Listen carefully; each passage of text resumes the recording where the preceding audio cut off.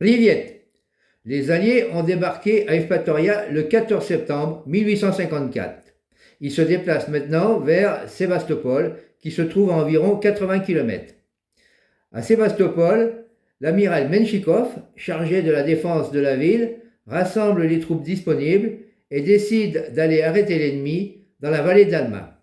L'Alma est un fleuve qui coule perpendiculairement à la mer à une trentaine de kilomètres de Sébastopol. La confrontation aura lieu le 20 septembre. Alors, retrouvons-nous sur les bords de l'Alma. Donc, nous voilà arrivés dans la vallée de l'Alma. Donc, l'Alma, voilà ce fleuve, donc on va le découvrir. Donc, je pense qu'il est là, dans le cresson, là. On va essayer de le chercher, voir peut-être si on voit quelque chose sous le pont, là. Ouais, il semblerait qu'il y ait un peu d'eau. Donc ça doit être le fameux fleuve, effectivement. Effectivement, on entend que ça coule. Donc oui, c'est bien ça. On est en présence du fleuve Alma. Le fleuve Alma, donc l'Alma, qui se jette dans la mer Noire, qui alimente la mer Noire. Voilà. On va passer de l'autre côté du pont. Effectivement, il y a de l'eau. Il y a de l'eau, donc c'est bien ça. C'est assez profond, hein, assez profond. Donc c'est ce fameux fleuve que les soldats alliés ont dû franchir pour aller se frotter aux Russes d'autre côté. Donc voilà, dans les vignes là. Enfin, je ne sais pas s'il y avait des vignes à l'époque, mais maintenant il y a des vignes. Donc les alliés français, anglais, ottomans étaient là, sur la droite, là, dans le champ labouré. Il y a un village maintenant, je ne sais pas si à l'époque il y était. Et les Russes étaient de l'autre côté, dans les vignes. Enfin, peut-être pas dans les vignes, enfin, plutôt sur la hauteur. Il y a une petite colline, là ça monte un petit peu. Et donc les Russes étaient là-haut. Donc c'est là qu'a eu lieu la bataille de l'Alma. Donc voilà le fameux fleuve Alma, donc, qui est très, très connu, qui a donné, notamment les Français connaissent bien par le pont d'Alma, qui a été aussi tristement célèbre à un moment qui a vu le décès d'un accident de voiture de la princesse Diana dans ce qu'on appelle le tunnel du pont d'Alma. Mais l'Alma donne aussi son nom à des villages, il y a des villes qui sont appelées l'Alma, qui s'appellent l'Alma. Ça donnait son nom aussi à des places, les places de l'Alma, des rues, nombreuses rues, enfin nombreuses quelques-unes, s'appellent la rue de l'Alma, mais ce qui reste le plus célèbre, c'est le pont de l'Alma. Enfin, pas celui-là, bien sûr. Hein. Voici un plan simplifié de la bataille de l'Alma. Vous verrez les Russes en vert, en face d'eux, en rouge, les Anglais et les Ottomans, à leur droite, en bleu, les Français. Vous comprendrez que les Français vont contourner les Russes et les prendre à revers. Il y aura quelques falaises à escalader que les Français franchiront sans peine pour surprendre les Russes. Mais les héros du jour, ce sont eux, les Zouaves. Grâce à leur action décisive, les Alliés ont remporté la bataille. Et qui sont les Zouaves? Les Zouaves sont des unités d'infanterie créées lors de la conquête de l'Algérie en 1830. Ils étaient connus pour leur uniforme singulier. On connaît tous l'expression « fais pas le Zouave ». Ça vient certainement de s'habiller d'une manière extravagante à la façon des Zouaves. Leur uniforme se comportait d'un pantalon sarouel rouge garance, avec des guêtres blanches, une veste boléro bleu foncé, agrémentée de tresses rouges ou dorées, une ceinture bleue indigo de grande largeur et une chechia rouge, bonnet porté par les musulmans, qu'ils portaient bien en arrière sur la tête, jusqu'au point d'équilibre. Les Zouaves sont souvent associés à l'image des batailles du Second Empire. Ils étaient casernés en Afrique du Nord. 4 régiments participeront à la guerre de Crimée. Ils se distingueront lors de toutes les batailles. Alma, Balaklava, Inkerman et la prise de la tour de Malakoff. On les retrouvera plus tard dans toutes les guerres. Campagne d'Italie, Mexique, guerre de 1870, expédition au Tonkin, Première et Deuxième Guerre mondiale, guerre d'Algérie. La décolonisation et l'indépendance de l'Algérie entraînera la dissolution des régiments de Zouaves en 1962. Les régiments de zouaves sont parmi les plus décorés de l'armée française. Ayant acquis une grande renommée mondiale, d'autres pays créeront des unités de zouaves sur le modèle des troupes de l'armée française. Le Brésil, la Pologne, les États-Unis. Lors de la guerre de sécession, l'armée nordiste a aligné plus de 70 unités de zouaves au cours du conflit. Les sudistes, de leur côté, organisèrent plus de 25 compagnies de zouaves. Même les États pontificaux créèrent une unité appelée les zouaves pontificaux, formés de volontaires catholiques venus de France, Belgique, Pays-Bas, Irlande et même du Québec. Ils étaient venus pour défendre l'État pontifical dont l'existence est menacée par la réalisation de l'unité italienne. Leur effectif est monté à plus de 3000 hommes. Leur combat est vu comme une croisade pour défendre Rome des révolutionnaires de Garibaldi. Mais le zouave le plus connu aujourd'hui est le zouave du Pont d'Alma, à Paris. Sa statue en pierre de plus de 5 mètres de haut repose sur une pile du pont, en amont. Il sert d'indicateur de crue de la Seine, selon s'il a les pieds dans l'eau, à la taille ou jusqu'aux épaules lors de la grande crue de 1910. A été construit à l'endroit de la bataille un mémorial. Il rappelle donc cette journée. Cette bataille de l'Alma était la première grande bataille de la guerre de Crimée. Et ce jour-là, donc, on vu s'affronter d'un côté environ 40 000 soldats russes et en face environ 60 000 soldats de coalition. Les Russes perdront 7 000 soldats. Les coalisés, eux, en perdront quelque chose comme 3000. Donc a été construit donc, cet obélisque pour rappeler cette bataille. Obélisque qui fait 10 mètres de haut.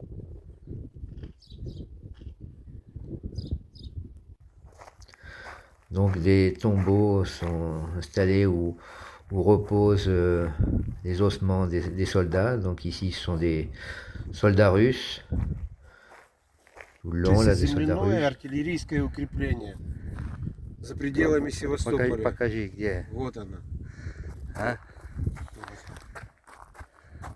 В форме дуги в сторону реки Альмы. Длина 200 метров вала. Высота 0,7 метра. И ширина до 7 метров. Скрывалась батарейная номер 1 и батарея 16. Voilà la butte de défense qui a été construite par les Russes dans l'urgence. Hein, enfin, donc elle fait 70 cm de haut sur 200 mètres de long. Donc, dans cette vallée-là. Ils ont construit ça vite fait.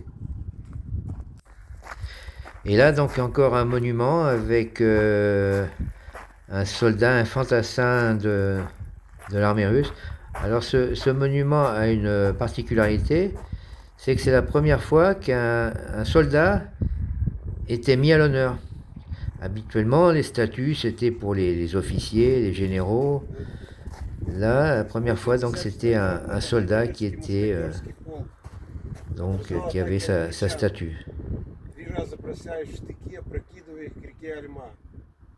Они потеряли 51 офицера и 1260 нижних чинов убитыми и ранеными.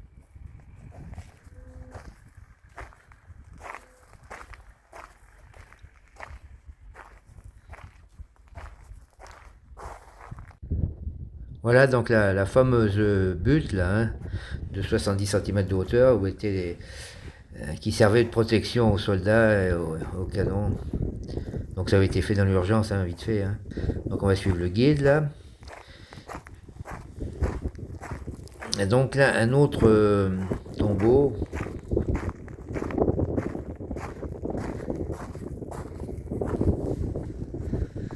C'est en anglais. They were killed at the Battle of Alma. It was 20 September 1000. Donc là, ce sont les soldats anglais qui reposent dans ce tombeau. Donc une vue sur la vallée.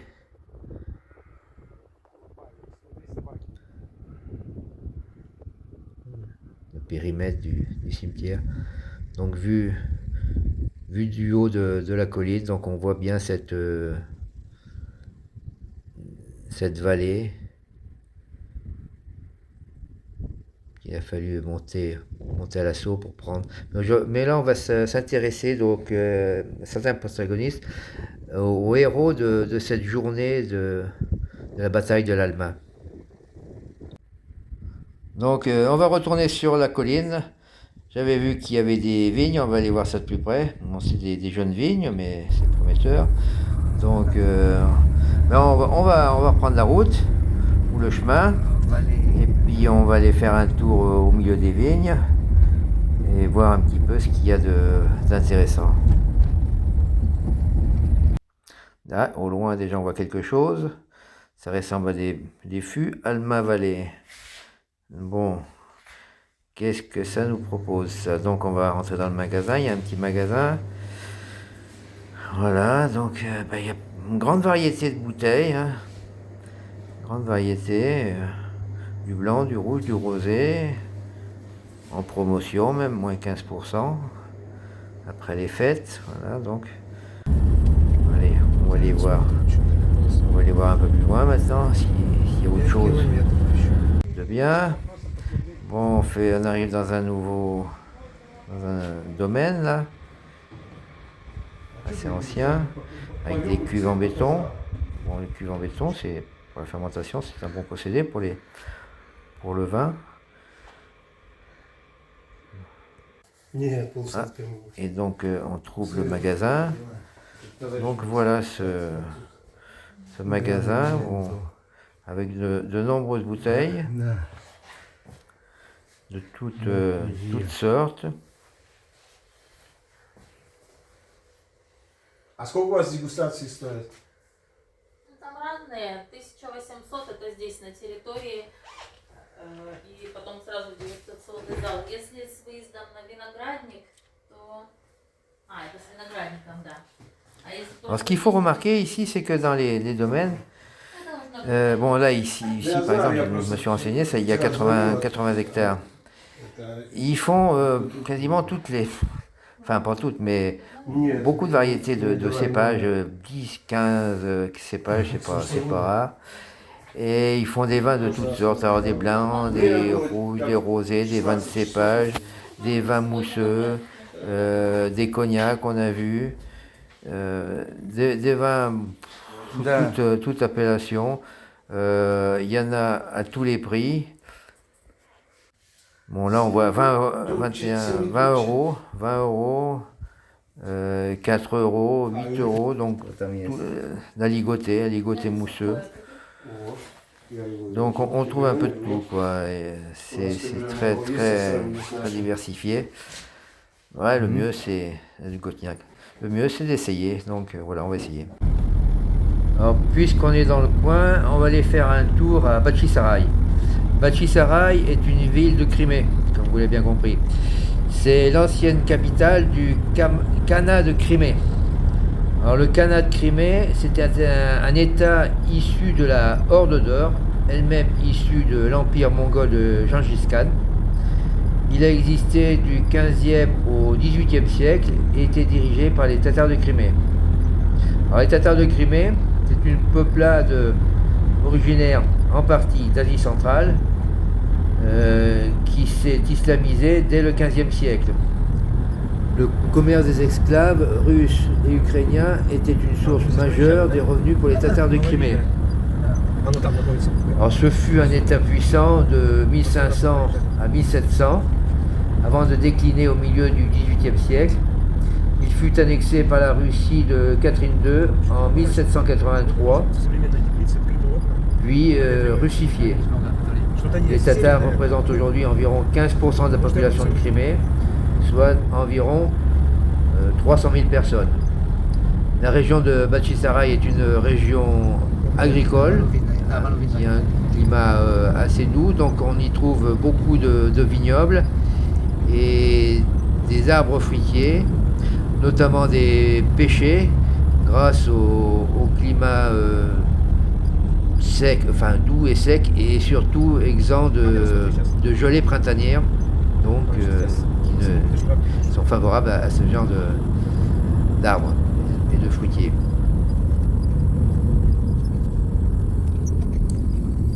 Donc on va arriver.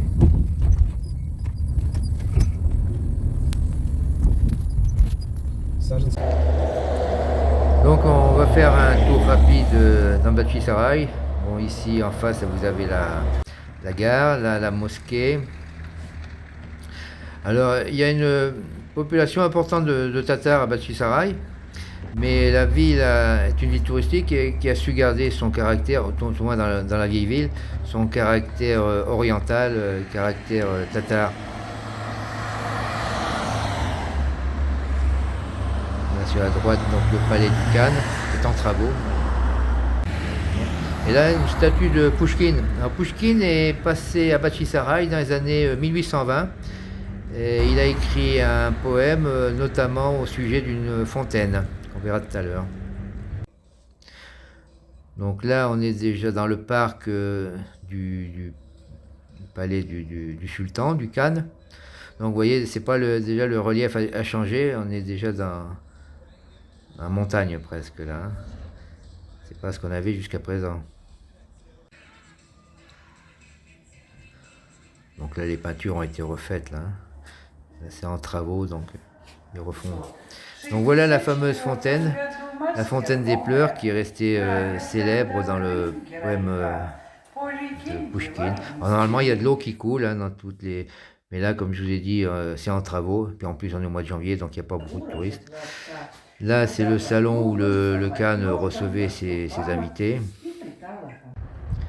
Et puis une vue de l'intérieur du palais.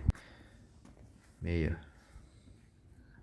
bon, si on vient aujourd'hui, on va goûter un vin qu'on a acheté la dernière fois dans la vallée de l'Alma. Je vais vous présenter. Voilà, machin. Donc, vous voyez, c'est un vin de l'Alma, premium qualité, Shiraz, Merlot, Cabernet Sauvignon, Alma River. Voilà. Donc, on va commencer par ouvrir ça. Voilà.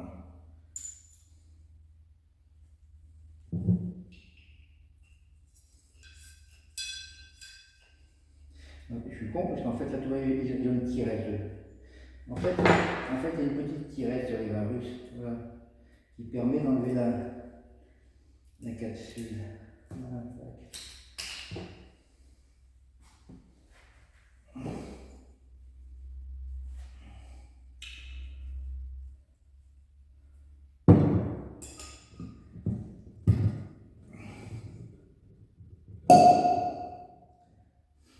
J'aime bien ce bruit, hein?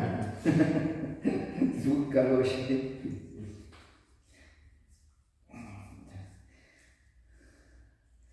Пробка хорошая, да? Или...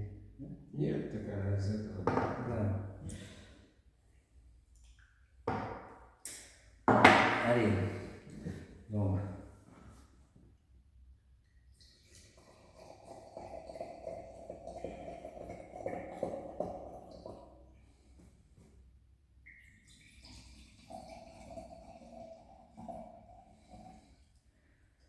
Voilà.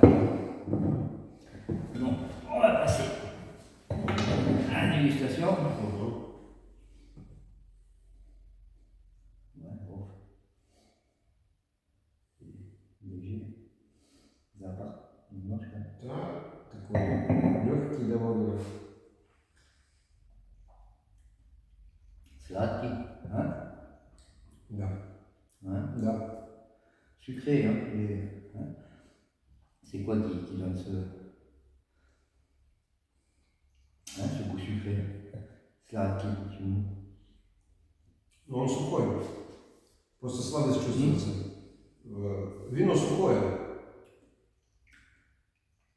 Сухой, да, но...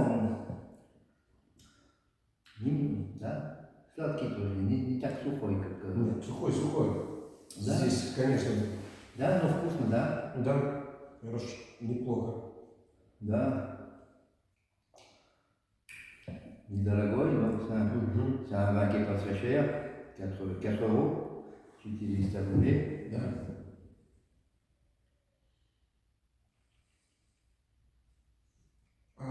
Подожди. Donc, Ты про... Оно полусладкое. полусладкое? Да. Да, видишь. Да. Да, потому что оно не сухое, да. Да. Ouais. Полусладкое, действительно. Я не читал. Да, вот там внизу. От 20 до 40 грамм сахара в литре. Da. Donc c'est un vin, c'est pas un vin sec, un rouge mais pas sec, Ну, это c'est demi-sec pour un rouge, mais ça se fait beaucoup ici. Ouais. натуральное сладкое. То есть без добавления сахара. Da, parce que les raisins ici sont très, très sucrés, beaucoup, une grosse quantité de sucre.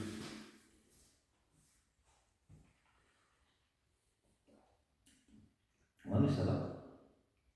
Bah, hein? Вкусно, hein? Là, alors, c'était, on a les zakouski, accompagné, kalbasa, картошка фри, сыр и сала. Un sala. Русское сало. Les Russes, sans des morceaux de lard comme ça, ils vivent pas. Voilà. Je montre ça de plus près. Les morceaux de lard, ça colle toujours, ouais. Voilà. Donc ça c'est indispensable dans la vie d'un Russe. Ça.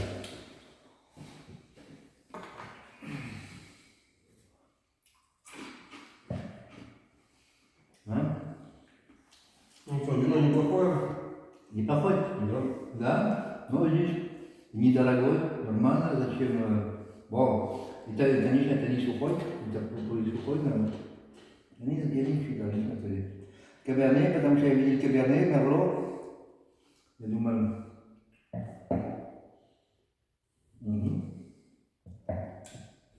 Да.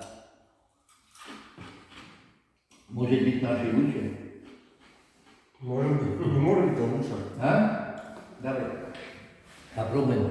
On va essayer.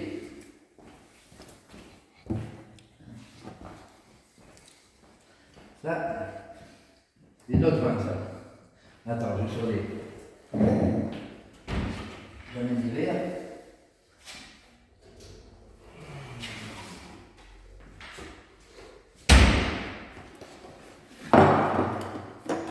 Je vais préparer les verres. Hop là. Voilà. Alors ça, c'est notre cabernet, ça qu'on fait à la maison. Hein, le vin de cette année.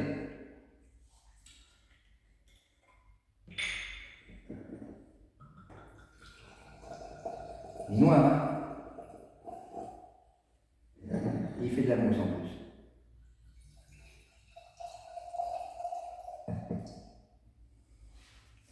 Voilà, donc fait maison. Je vous indiquerai sur la vidéo comment aller voir à quel moment je l'ai fait. Вино без фильтрации, без... Non filtré, non pasteurisé. Là, il y a plus d'odeur. Hein. Vin 100% naturel. Hein? Только Да. кентов натурально. Да. Вот. On ne voit pas. Voilà. Premier cru.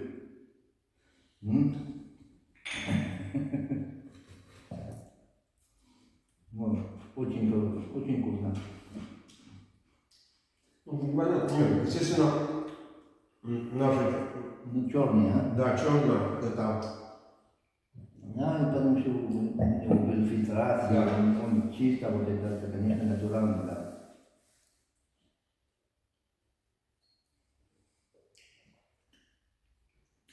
Выдержка вместе с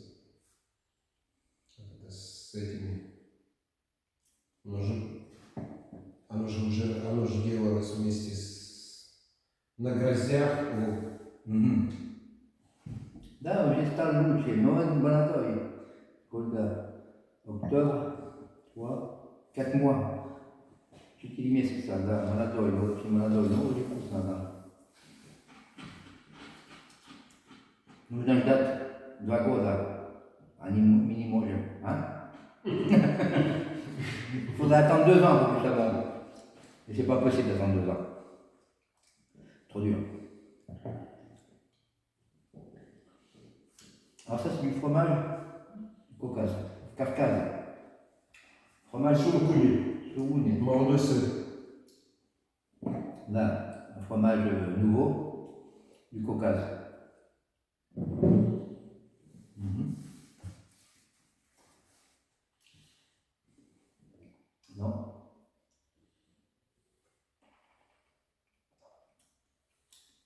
Очень сладкий. Конечно. После этого. После того очень Да, сладкий. да.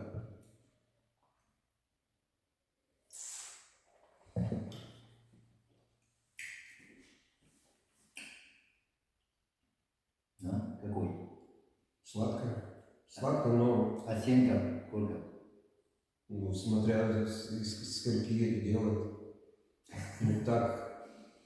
Из 100, ну, может быть 80. 80. Из 100. Из 100? Да. Да. 4 на пятерку. Да. А вот это? Ну, вот это. Пятерка? Да. Пятерка. 20 sur 20.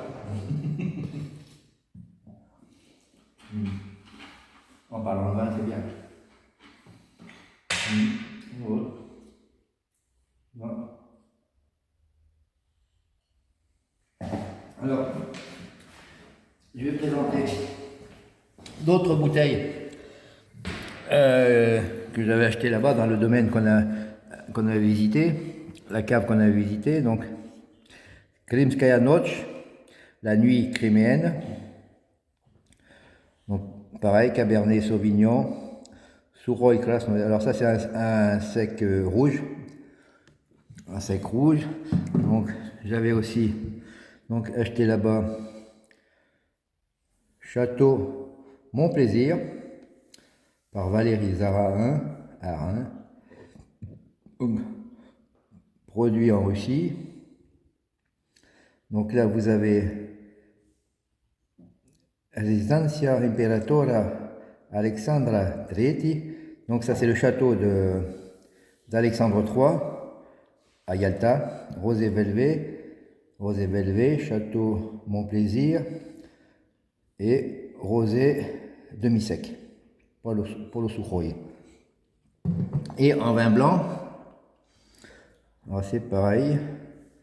Donc là, c'est produit en Russie, Château Mon Plaisir. Hein, donc c'est en français. Et là, c'est Varomskovski Jarets, le château de Varomsov, qui se trouve à Yalta aussi. Blanche Velvet, Château Mon Plaisir, du blanc sec, un blanc sec, voilà. Donc on les goûtera la prochaine fois. Pour aujourd'hui, voilà.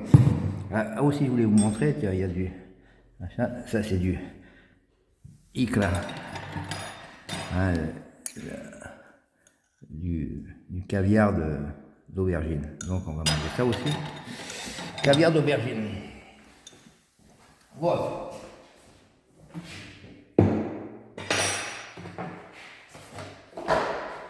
Allez, comme on dit, Nazarovia. Hein?